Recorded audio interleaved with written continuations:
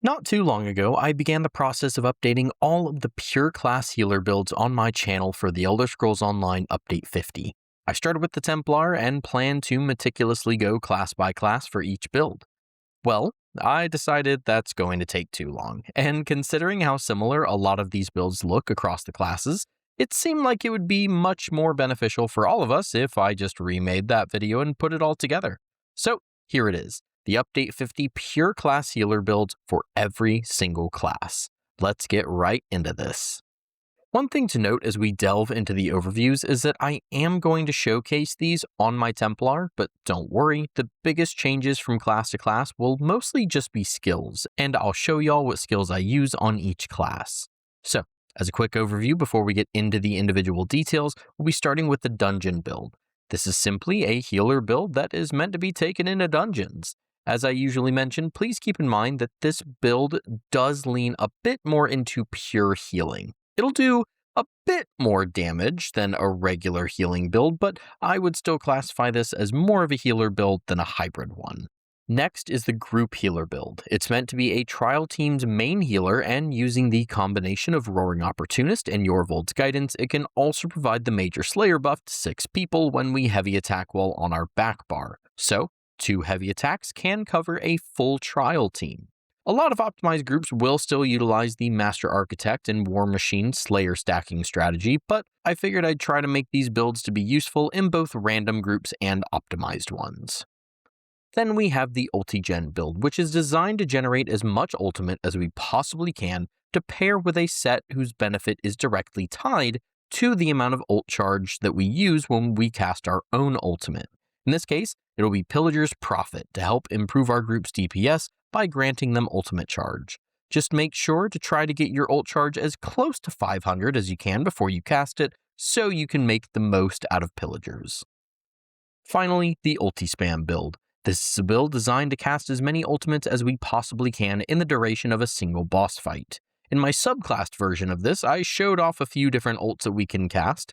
Since we are limited to our original class lines, to keep things simple, if a class doesn't have a unique ult that's typically run by supports, we'll default to barrier spam. Just make sure that if you copy my build exactly, to have the ult you'd like to spam on your front bar, because that's where the 3-piece Potentates is. Anyway, since we're back to pure class builds, I don't need to tell you what skill lines we're going to be using, so instead I'll be going over what race and class mastery passives we'll be using. So when it comes to your race, you can optimize it down to the individual build if you'd like. For healing builds that are primarily ultimate focused, such as Ulti-Gen and Ulti-Spam, you'll find the most success using the Nord, as their Stalwart passive grants you 5 ultimate every 10 seconds when taking damage. For all of our other builds, longtime fans of the channel know that I use the Breton for their excellent sustain. As I usually mention though, race really isn't going to make or break your build, so no worries if your choice in race isn't 100% optimal. For our class masteries, let's start with the Templar. The first is Bright Harbinger, which upgrades the Illuminate passive to grant our allies 300 weapon and spell damage and us 600 for the duration of the passive, which is 20 seconds.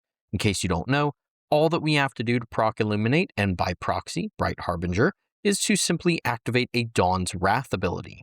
Then we have Bastion of Light. This gives you extra sources of Sacred Ground, and while Sacred Ground is active from any source, you gain a pretty substantial self-heal that ticks every second. If you are at full health, when this self-heal ticks, you instead gain 2 ultimate. Next on the class masteries is the Arcanist. The first is Inkscribe's Verve, which upon healing or overhealing for a total of 100k health, will generate a Crux as well as grant us and our group members Major Force for 10 seconds, increasing critical damage by 20%. Then we also have Erudite's Rigor, which upgrades Fate-Woven Armor to inflict minor cowardice on our attacker, while also granting us and our group Major Vitality. Then we are also granted 1 ult per Crux we have. Up next, the Nightblade. First, we have Nocturnal Inspiration, which grants us a chance to receive 2 ultimate whenever we proc the Hemorrhage passive. The Hemorrhage passive, by the way, just requires either our damage or healing to critically strike while we have an assassination ability slotted. Then we have Share the Spoils, which upgrades the transfer passive to grant group members 250 magicka and stamina, as well as 2 ultimate, while also doubling the ultimate you gain when it activates. The transfer passive procs whenever we activate a siphoning ability. Next, we have the Warden. First is Bountiful Harvest, which upgrades Nature's Gift passive to grant us and our group members extra resources, as well as major heroism. Bountiful Harvest can be activated simply by healing or overhealing an ally with any green balance ability. Then, we also have Tundra's Maw, which will cause enemies that we apply the Chill status effect to also be affected by Major Brittle, which causes affected enemies to take 20% increased critical damage. Next on the list is the Necromancer. Our first mastery is Veil's Forfeit, which allows us to use a corpse-consuming ability on an ally for 10 seconds when we heal them while they're below 66% health. It also extends the duration of major vulnerability we apply by 50%. Then we have Malevolent Promise, which upgrades the corpse consumption passive to mark the closest enemy for 6 seconds after activation. Marked enemies can have corpse-consuming abilities used against them. Corpse consumption is activated whenever we use an ability that consumes a corpse. Up next is Sorcerer. First is a Sphere of Influence. When casting a damage shield on ourselves or an ally, it grants the affected person an additional damage shield as well as extra resource recovery. Then we have Calculated Defense. When casting a Sorcerer ability, we gain a damage shield for half a second. If that damage shield does not break, we grant our group an extra 6% weapon and spell damage for 20 seconds. And finally, we have the Dragonknight. First up is Lead from the Front. When activating the Storm Voice passive, which is activated by casting an ultimate ability, you'll grant us and group members Major Berserk and Major Protection for 1 second per 15 ultimate spent, increasing our damage done and reducing our damage taken by 10%. Then we have Booming Voice, which also activates along with the Storm Voice passive.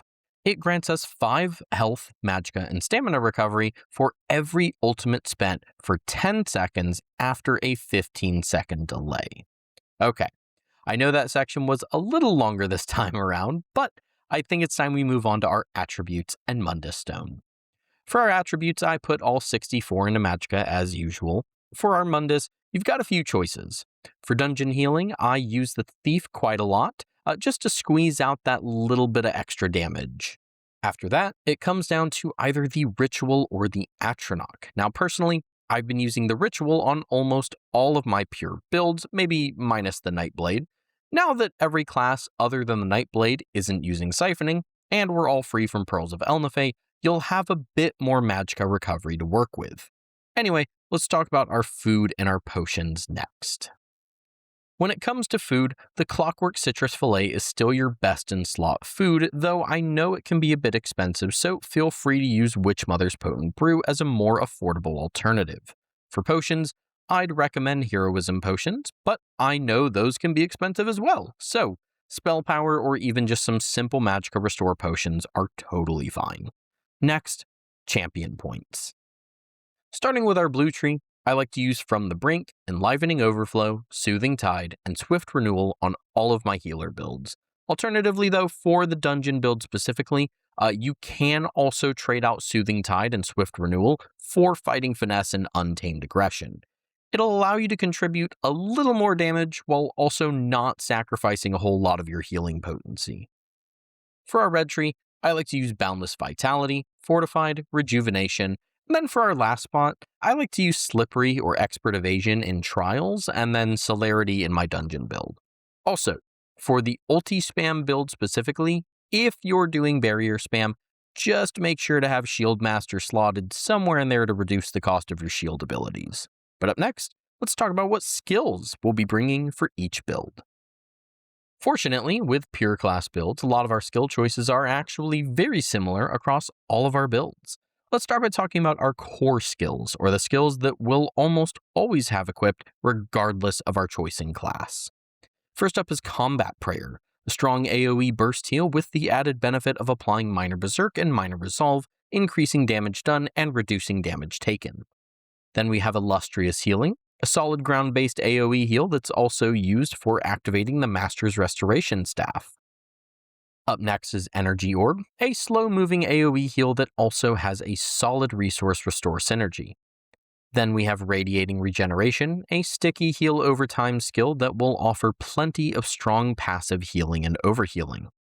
Then is Elemental Blockade, a ground-based AoE damage over time skill that's commonly used for proccing our backbar enchantment and contributing a little bit to elemental debuff uptimes. Then we've got Overflowing Altar, supplies minor lifesteal in a wide area around the fountain while also giving our allies a strong health restore synergy. Then is Echoing Vigor, another sticky heal over time skill, but this one can also be used to proc the powerful assault set. For our ultimates, we've got Reviving Barrier, a very strong defensive ultimate that shields and heals our allies, though we mainly take this for the passive Magicka sustain that we gain through slotting this thanks to the support passives. And then we also have Aggressive Warhorn. This is the ultimate that we'll most commonly cast. It offers our allies increased maximum resources, which helps healing and damage numbers while also contributing to major force uptimes. And from there, it's time to start delving into the class skills. If you use all of the core skills that I suggested, you should still have a few spots left over for your class skills. And here's my suggestions for each one of those, starting with the Templar. First up, we have Radiant Aura, which is the single best source of minor sustain buffs in the game.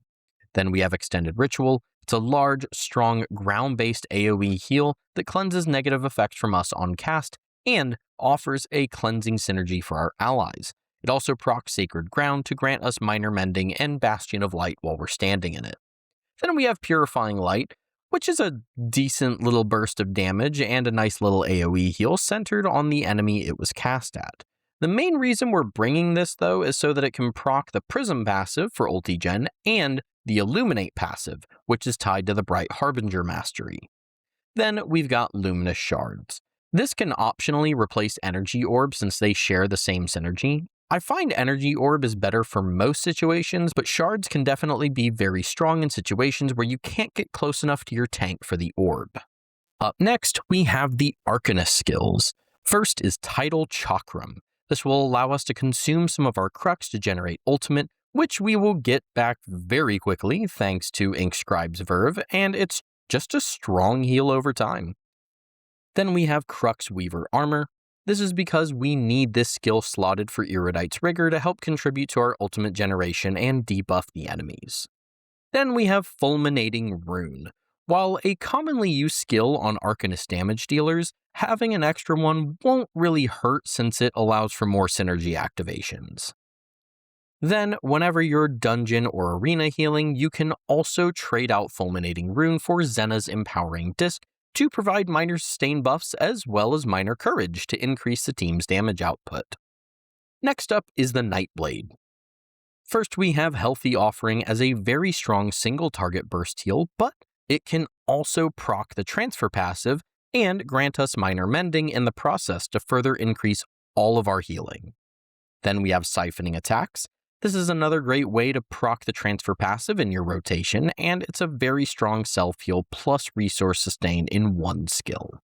Then we've got Refreshing Path. It's a really powerful AoE heal that also grants movement speed and minor sustain buffs for our allies. Then we have the Soul Harvest Ultimate. We will literally never cast this, but it allows us to proc the Hemorrhage passive, and on the rare occasion that this happens, generate some ultimate when we get the final blow on an enemy. And now we're on to the Warden.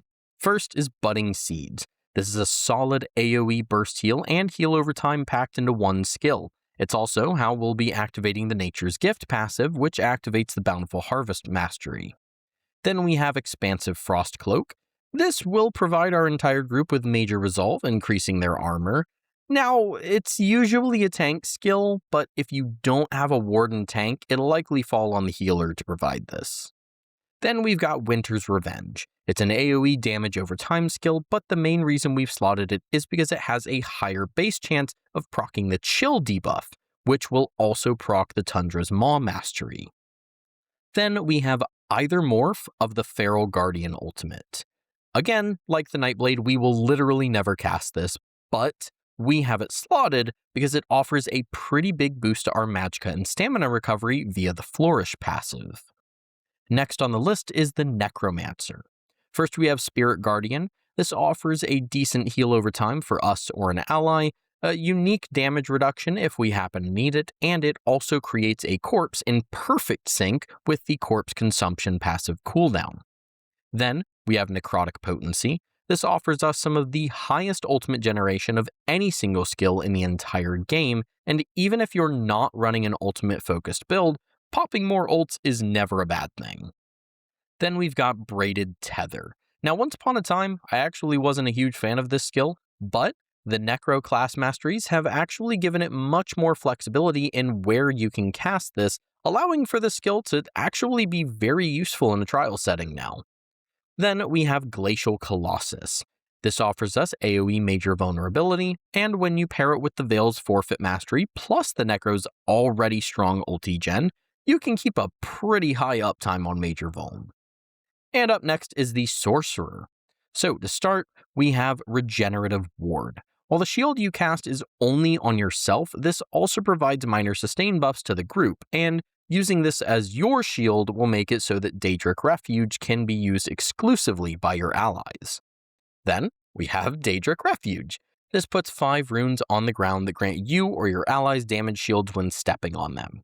If you're using Regenerative Ward, you won't need to use any of your own runes, so you can cover pretty much the entire trial team with just a couple of casts.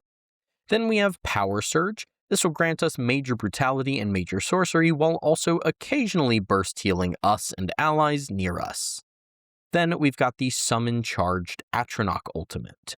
This will concuss enemies, and it will also provide a synergy for our allies that can grant major berserk for 10 seconds, increasing all damage done by 10%. And finally, we're on to the Dragonknight. First is Firekeeper. This is a nice little ground-based AoE heal that can also provide minor fortitude and minor heroism to us and our allies. Next is Fragmented Shield.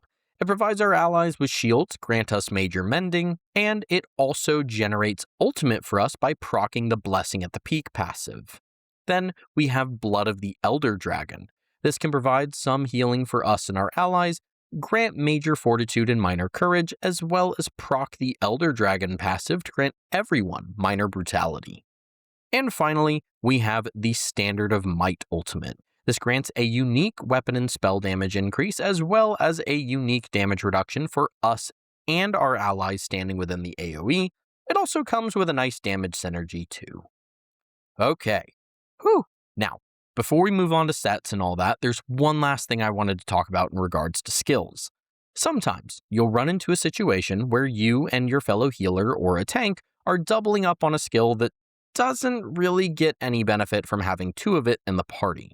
In situations like these, where you've got 2 people running something like Radiant Aura, Expansive Frost Cloak, or especially Overflowing Altar, I wanted to provide a suggestion for what you can use in that instance. I usually always recommend having the Warding Contingency Scribe skill with the shield, growing impact, and protection scripts on it. Sure, minor protection isn't going to make a huge difference in most content, but having a near 100% uptime on minor protection is certainly better than having a duplicate skill that isn't doing anything at all. Okay, with that being said, now I think it's time to talk about sets. 2 quick notes, though, before we dive into the sets and all that. With Update 50, werewolves gain the ability to provide major courage, meaning if you have a werewolf in your group, you more than likely no longer need a healer to provide major courage via spell power cure. If you don't have a werewolf, SPC is still best in slot, so I'll give some options. Also, Wardens can now provide major heroism to the group, and since Wardens are shaping up to be excellent tanks, meaning I expect we'll see them in the tank role pretty commonly, we will be dropping Pearls of Elnathay from our builds going forward. Now, before we jump into what builds are using what, here's a quick description of every set that will be featured in this section, as well as a description of what they do. Feel free to pause for a sec here if you need to read, but honestly, I'm assuming a good amount of y'all already know what a lot of these sets do, so I'm just going to go ahead and move on. Jumping into our dungeon build, by default, I use Ozazen the Inferno, Spell Power Cure, Master Architect, though Powerful Assault is also good there, and the Master's Restoration Staff. I know, I literally just said we don't need SPC if we have a werewolf, but statistically, you're more likely to run into a werewolf in a trial setting, so I leave SPC on my dungeon build by default, and I just swap it real quick if I happen to see a werewolf. If you run with a pre-made group and you know you'll have a werewolf, you can simply just pair Master Architect and Powerful Assault together. For the group healer build, I like to use Ozazen the Inferno, Yorvold's Guidance, Roaring Opportunist, and the Master's Restoration Staff. For the ulti-gen build, I use Symphony of Blades, Spell Power Cure or Zoran's Masterpiece if you have a werewolf, Pillager's Prophet, and the Master's Restoration Staff. Then, for the ulti spam build, I use Spell Power Cure, though again, if you have a werewolf, just use Zoran's, Powerful Assault, Potentates, and then one piece of something, if you'd like. Spalder of Ruin, a Monster Helm, or even just like a piece of Trainee would work just fine here. You don't have to though, as if you copy my build exactly, you'll have the 4-piece bonus of Powerful Assault active at all times rather than only on the back bar. And here is where you can acquire every single one of those sets. If you'd like to see what spots you should wear these in, feel free to head back to the overview section where you can see how I'm wearing all of them. And of course, if you have any set-specific questions, or any questions really, please don't hesitate to drop a comment. Moving on to the armor weights, I think objectively, 5 or 6 light and then 1 or 2 medium pieces will still be your best bet.